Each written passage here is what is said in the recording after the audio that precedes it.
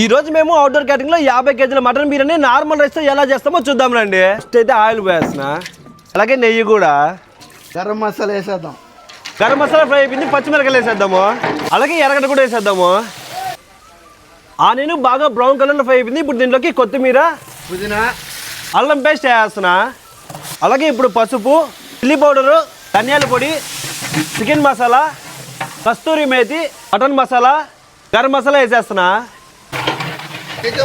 Tomato వేస్తున్నాం. మొత్తం 50 కేజీల మటన్ బిర్యానీ అయిపోతున్నాము. ఇది వచ్చేసి 25 కిలోలు. అలాగే సరిపడా ఉప్పు కూడా వేస్తున్నా, 2 లీటర్ల పెరుగు కూడా పోయేస్తున్నా. ఇప్పుడైతే 25 కేజీల మటన్ కూడా వేస్తున్నాము. మటన్ యొక్క 10 నిమిషాలు బాగా రోస్ట్ చేశాక 1కి 2 లెక్కన మటన్ వాటర్ అయితే పోయేస్తున్నాము. నీళ్ళు ఫుల్గా వేడి అయిపోయినా టేస్ట్ పర్ఫెక్ట్గా సెట్ అయింది. ఇప్పుడు రైస్ వేస్తున్నాము. రైస్ అయితే దమ్ లెవెల్కి వచ్చింది. ఇప్పుడు దీంట్లోకి టీ వేసేద్దాం, అలాగే పుదీనా, కొత్తిమీర వేసేద్దాం, మూత పెడదాము.